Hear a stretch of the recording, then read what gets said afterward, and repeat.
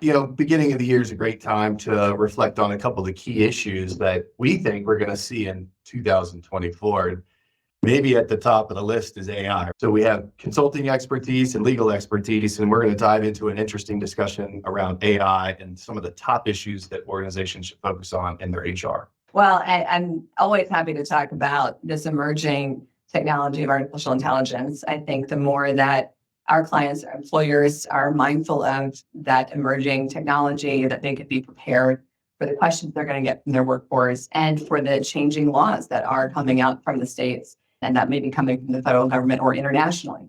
And the more that they jump on coming to that knowledge, the better suited they'll be as things continue to change at a rapid pace. I recently got a certification in AI, and it was a foundational certification. And as an HR consultant and someone that leads an HR practice, it was very enlightening, and I learned a ton about how to leverage AI, the pitfalls. But I also became terrified at the prospect of all the legal changes that were occurring. And the states are moving faster than the federal government, and I know it's going to be a huge hot topic for 2024, 2025. I thought I'd reach out to you. You run SHRM's legislative affairs on the board, and you're an employment lawyer for your guidance. Artificial intelligence is for sure something that employers, all organizations need to be thinking of because it's in your workplace, whether you realize it or not. People are using it, and some of the programs that you're using might already use that machine learning that counts as AI. What are you starting to see as best practices that companies are using for guidance around how they deploy AI in their companies? Yeah, I think part of it is leadership has to take a minute and figure out how is AI going to be used here? What role do we want AI to play? Is it going to be that we're going to take the approach of an outright ban, which some companies are doing? Is it going to be more middle of the road? We're going to say some of the stuff you can't do and some of the stuff you can do and be clear about what the do's and don'ts are. Or is it just open season? That's kind of the first threshold question that I encourage organizations to think about. And then from there, they can develop what the best approaches are. Yeah, we're seeing a lot of varied levels of understanding of what AI is in the workplace. And so oftentimes when folks ask us from an HR standpoint, what should we implement? I always say, you can put a policy into place, but if people don't know what generative AI is, what machine learning is, what chatbots are, or how to use them correctly, then the policy is not going to make any difference. So you have to have training, a glossary, you have to level set because you've got younger folks that are using it fluidly. And then you've got older generations that maybe be terrified of it. And then you've got people in the middle that are playing with it. And that's actually the most dangerous spot because they don't necessarily know what it is. We have clients using ChatGPT because they think it's a search engine. Oh, yeah. It's not a search engine. Yeah. And that can really mess up work product. That can get you in a lot of trouble with IP and even identity issues. Yeah, speaking of trouble, one of the cases that we are mindful of as lawyers, especially, is a case that came out of New York where two lawyers used ChatGPT to put together a brief. And the judge found out because as their law clerk was going into the brief and looking at cases, they realized the cases were fake. And whatever AI they had used just was spitting out fake names, but it looked real. And unfortunately, no one in that firm thought, let me just check behind. I know people are using it to streamline a lot of processes and even helping write information in a more concise manner, taking handwritten notes that you normally would take to a graphic designer and kind of bulleting and storyboarding them out. So there's just a wide variety of ways it's being used and leveraged. Customer service is being overhauled by almost every single industry with using AI and chatbots. And so I think from our standpoint, it's the speed of data analysis, but it's also how much we're learning from the new generative AI and what it's learning to do. So on the opposite end of that, what are some mistakes you've already seen? Yeah, the EEOC, the Equal Employment Opportunity Commission, has been on top of warning employers about how they use AI when it comes to hiring and screening tools and all of that, because just as humans are susceptible to bias, it turns out that these machines are also susceptible to bias because they're dealing with the inputs that we're putting into them. We're seeing a lot of guidance from the EEOC to just remind employers that if you're using AI for screening and decision-making for candidates that you're looking at, be mindful of that. I think these chatbots do sometimes lean on gender stereotypes when they're assigning pronouns. There was one study that I saw recently where a chatbot was assigning the she pronoun to kindergarten teachers and the he pronoun to auto mechanics. That's how it learns to spin out those pronouns. So if the machine that you believe is removing the implicit bias that we all have as humans, it might be going another way, depending on the inputs that it's learning on. We're seeing it leveraged in ways that we didn't think that could go wrong. There was one company that had an employee use an app where it just takes the face off of a bio page on the website and turns it into a nude, which obviously breaks multiple violations and policies. But, it was all fun and games until it's not. And then if you put photos of your coworkers into AI, you don't know where that's going to end up, Right. or what it's going to be used for long term. So the fear of your identity being used without your knowledge.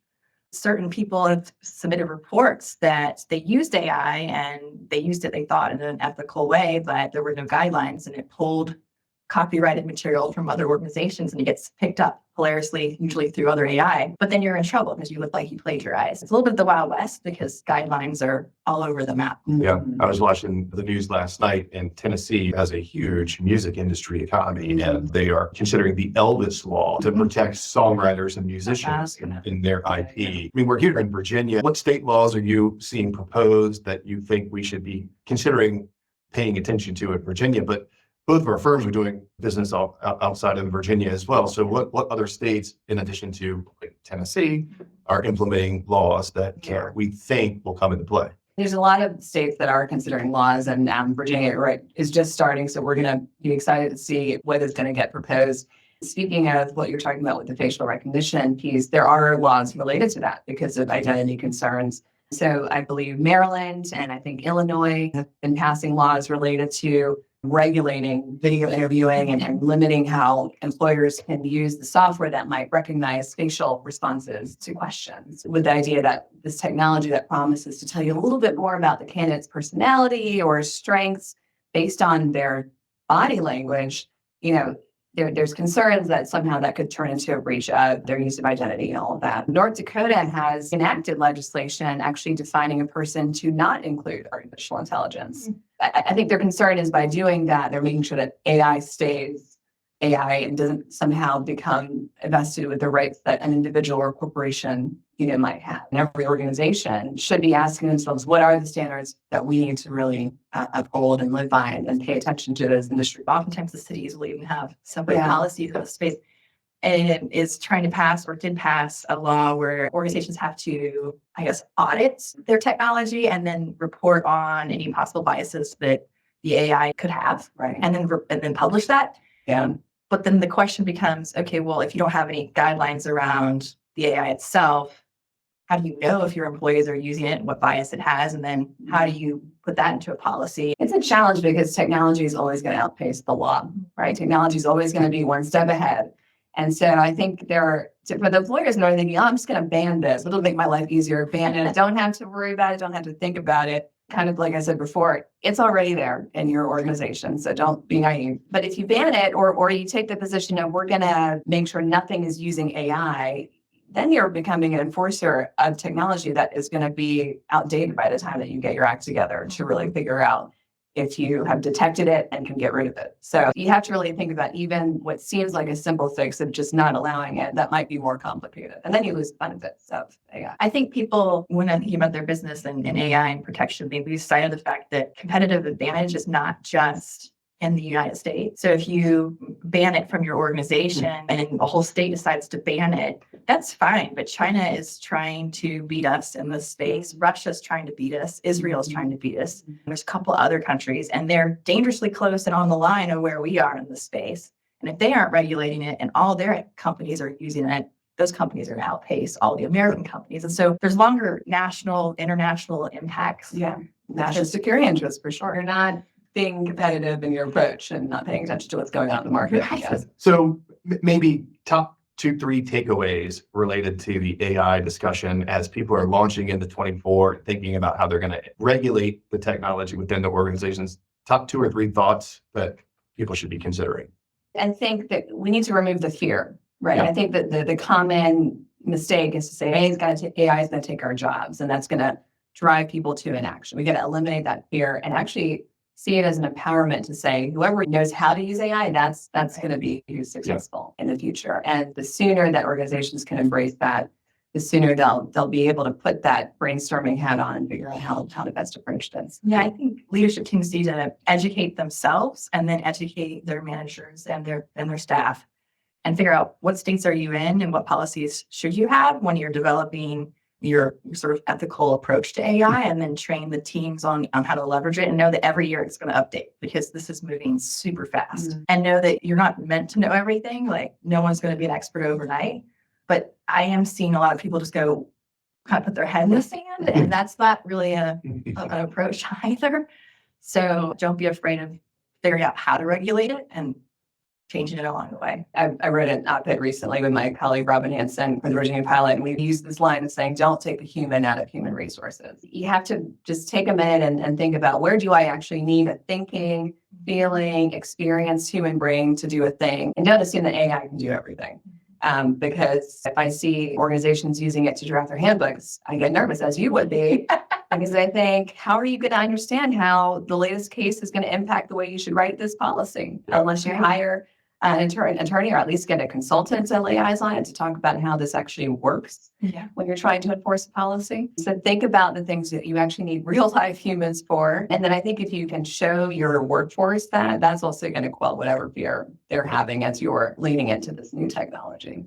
So we could probably talk about AI for days, but there's lots of other HR related issues out there. What other issues on an HR front should be top of mind? Yeah, well, just thinking of Virginia, because the General Assembly just started, and we have a situation where we have the Democrats in control of both houses. And the last time that happened, we had sweeping changes here in Virginia, passing expanded protections for employees in the workplace.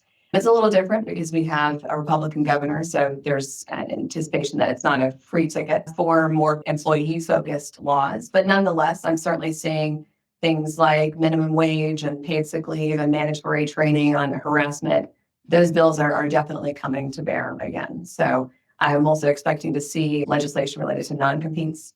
So I think there's going to be a lot to watch this session. Yes, I mean, I think one of the other things that we're seeing a lot is 401k, all the mandates coming in with that, trying to kind of navigate that state to state, as well as a lot of the comp regulations that are still happening, trying to figure out what does transparency mean. Yeah. Interestingly enough, we have had some folks try and use AI for comp analysis, and we've tested it out with our team based on the platforms that we have with just Bing and ChatGPT and all that. It will get it right about a fifth of the time.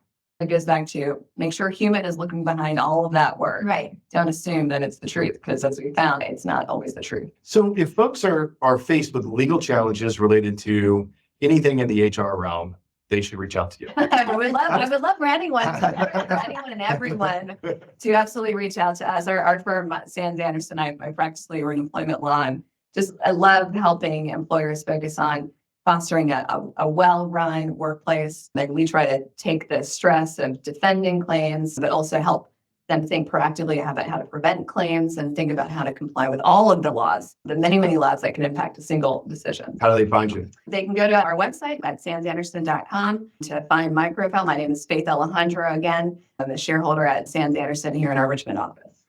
So if folks are trying to avoid calling Faith and they want to try and plan, what do they need to do to get in touch with you? Yes, before it rises to the level of a lawsuit or legal need, we would always love to help put policies, procedures in place, guardrails. So I'm Laura Bowser. I lead the human capital consulting practice here at Fahrenheit. We have a full service team, fractional, interim, and subject matter experts that can assist in navigating and setting up your HR function. Thanks so much for taking a minute to talk about AI and some of the things that folks should be focused on in 2024. Sure.